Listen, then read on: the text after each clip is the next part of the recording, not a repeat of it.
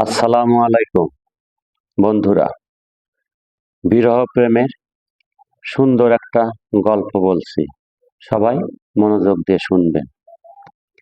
তোমার অপেক্ষায় থেমে থাকা সময়, ভোরের আলো যখন জানালার পর্দা ছুঁয়ে যায়, আরিফ তখনও জেগে থাকে। সে জানে ভোর মানে নতুন দিন নয়, ভোর মানে পুরনো স্মৃতি ফিরে আসা।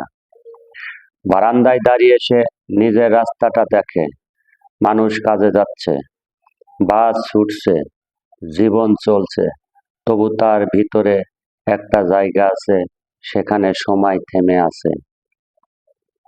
সেই জায়গাটার নাম মেহেরিন। সেদিন বৃষ্টি নেমেছিল, বাস স্ট্যান্ডে দাঁড়িয়ে আরিফ ভিজছিল। ঠিক তখনই এক মেয়ে ছাতার অর্ধেক এগিয়ে দিয়েছিল। আপনি ভিজে যাচ্ছেন।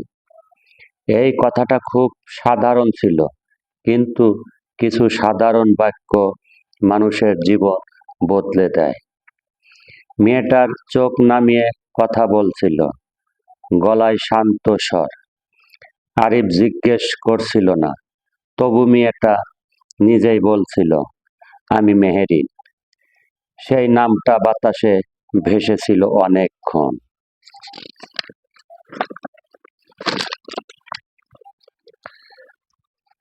দেখা হওয়ার অভ্যাস।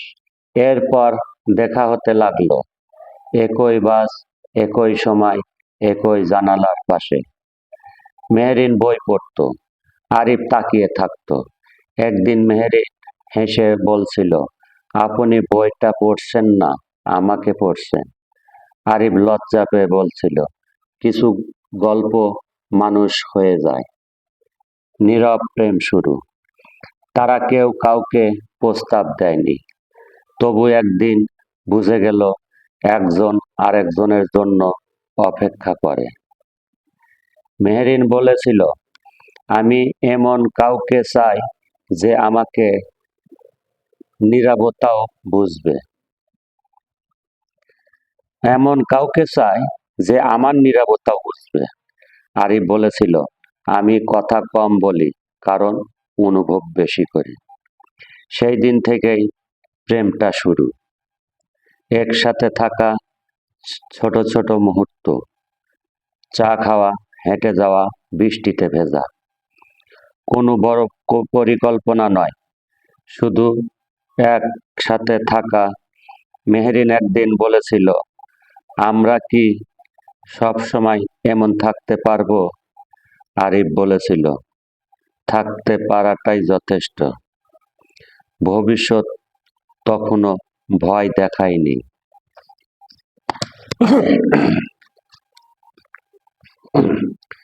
মেহেরিনের ভয়। মেহেরিনের ভিতরে ভিতরে খুব সংবেদনশীল ছিল। এক রাতে সে বলেছিল, আমি হারাতে খুব ভয় পাই। কি হারাতে? যাদের ভালোবাসি। আরিফ ধরে বলেছিল, ভালোবাসা হারায় না, শুধু রূপ বদলায়। সে জানতো না এই কথার মূল্য তাকে কত দিতে হবে। বাস্তবতার মুখোমুখি। পরিবারের দায়িত্ব, স্বপ্ন সব একসাথে এসে পড়ল। বিদেশে যাওয়ার সুযোগ মেহেরিনের জীবনে নতুন দরজা খুলে দিল, কিন্তু সেই দরজার ওপারে আরিফ নেই। শেষ রাতে নদীর ধারে বসে তারা অনেকক্ষণ চুপ করেছিল।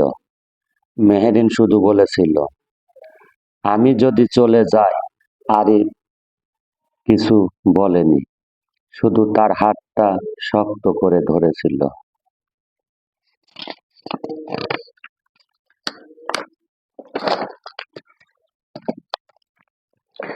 বিদায়ের সকাল। বিদায় খুব শান্ত ছিল, কোনো কান্না নয়, কোনো নাটক নয়। মেহেরিন চলে গেল, আরিফ দাঁড়িয়ে রইল। সে বুঝেছিল, কিছু মানুষ গেলে শব্দ হয় না, কিন্তু জীবন থেমে যায়। সিটির শহর। মেহেরিন চলে যাওয়ার পর আরিফ চিঠি লিখতে শুরু করলো, পাঠানোর জন্য নয়, বেঁচে থাকার জন্য।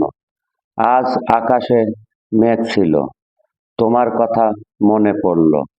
আজ কাউকে হাসতে দেখলাম তোমার হাসির মতো।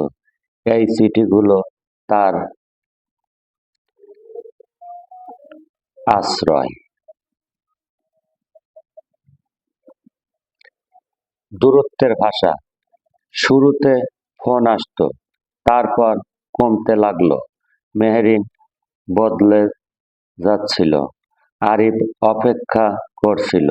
ভালোবাসা একতরফা হলে কষ্ট হয় না, ধীরে ধীরে নিঃশেষ হয়ে যায়।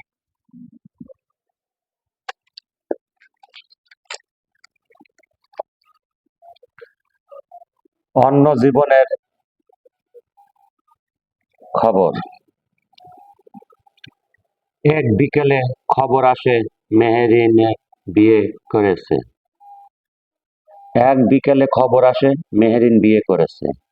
আরিফ খবরটা শুনে একটুও কাঁদেনি। সে শুধু বুঝেছিল কিছু স্বপ্ন শব্দ ছাড়াই ভেঙে যায়। একা থাকার শিল্প। আরিফ বিয়ে করেনি। লোকজন প্রশ্ন করত, সে হেসে বলতো, একাই ভালো আছি। কেউ জানতো না তার ভিতরে এখনো একজন মানুষ বেঁচে আছে।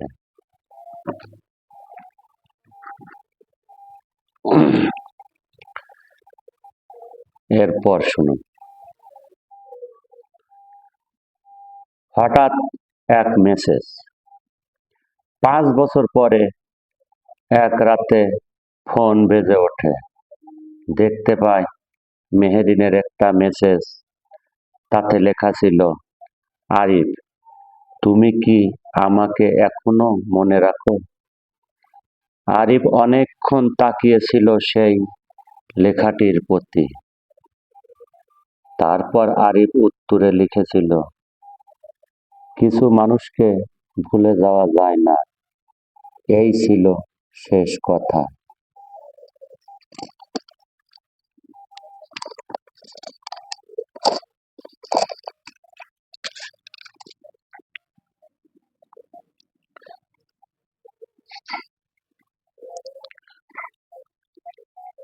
বর্তমানে এখন আরিফ শিক্ষক, ছাত্রদের শেখায়।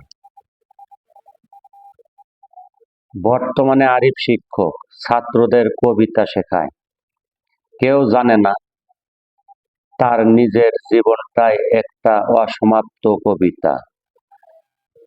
মেনে নেওয়া। আরিফ এখন জানে ভালোবাসা মানে পাওয়া নয়, ভালোবাসা মানে সম্মান রেখে দূরে থাকা।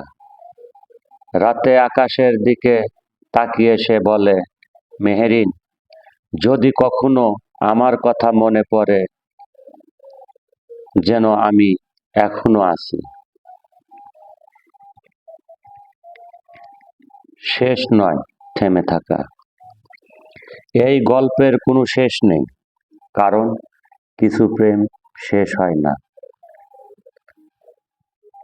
তারা থেকে যায় একটা নাম হয়ে, একটা স্মৃতি হয়ে, একটা নিঃশ্বাস হয়ে। শেষ কথা, তোমার অপেক্ষায় থেমে থাকা সময় একটা প্রেম গল্প নয়, একটা অপেক্ষার গল্প, নীরবতার গল্প, আর এমন ভালোবাসার গল্প যেটা হারিয়েও হারায় না। ধন্যবাদ বন্ধুরা। এমন অনেক সুন্দর সুন্দর গল্প আছে, বিরহের গল্প, বিনোদনের গল্প, যেটা এর পরবর্তীতে আপনাদেরকে শোনাইব। তবে বন্ধুরা, সবাই আমাকে সাপোর্ট করবেন, পাশে থাকবেন। আপনাদের ভালোবাসায় আমাকে অনেক দূর এগিয়ে নিয়ে যাবে। আশা রাখি আপনারা সবাই আমাকে সাপোর্ট করবেন। আপনাদের ভালোবাসার প্রত্যাশায় বসে থাকব।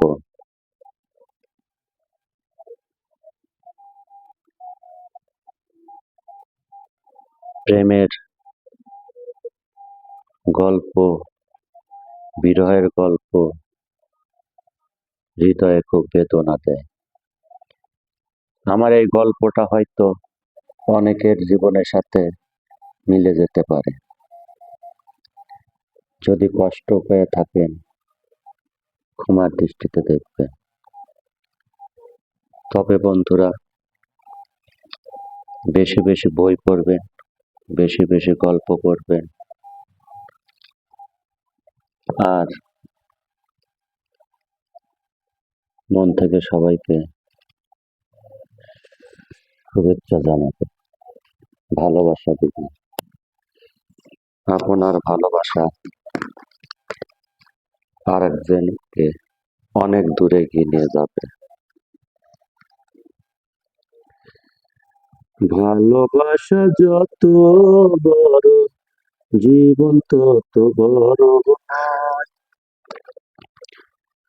তোমায় পেয়ে ভালোবাসা রাখতে আমার ইচ্ছে হয়। যেমন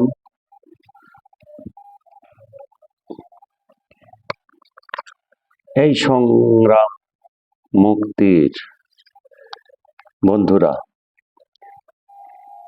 একটা ভাষণ, একটা জাতির জাগরণ। শব্দ যখন অস্ত্র হয়, তখন ইতিহাস লেখা হয়। একটি ভাষণই প্রমাণ করে, কলম আর কণ্ঠ একসাথে হলে বিপ্লব আসে।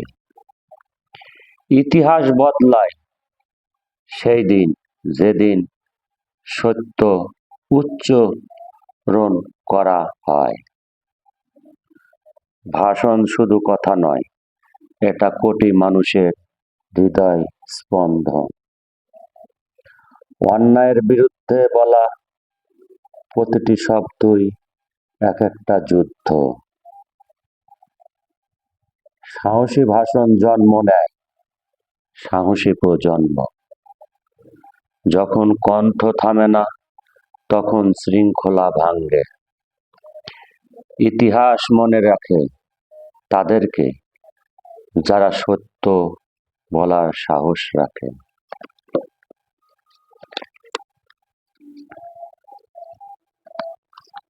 বন্ধুরা, পরগাছা জীবন কথাটি ভালো করে শুনবেন। পরগাছা জীবন খোঁজে, নিজের শেকড় গজায় না। পরগাছা ছায়া খোঁজে, নিজের শিকড় গজায় না। অন্যের ভরসায় বড় হওয়া জীবন বেশি দিন টেকে না। পরগাছা ফুল ফোটে না, সে শুধু জড়িয়ে থাকে।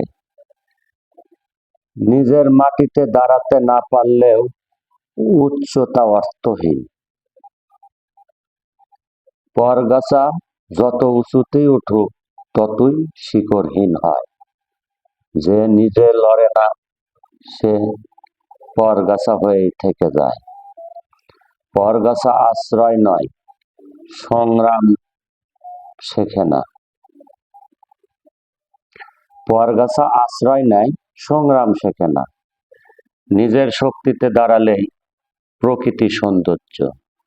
জীবন শিখিয়েছে, শিকড় গজে, পরগাছা হয়েও না। জীবন শিখিয়েছে, শিকড় বড়, পরগাছা হয়েও না।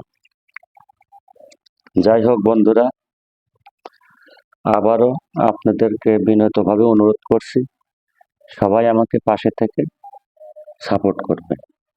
যদি ভালো লাগে একটু, তাহলে সাবস্ক্রাইব করবেন।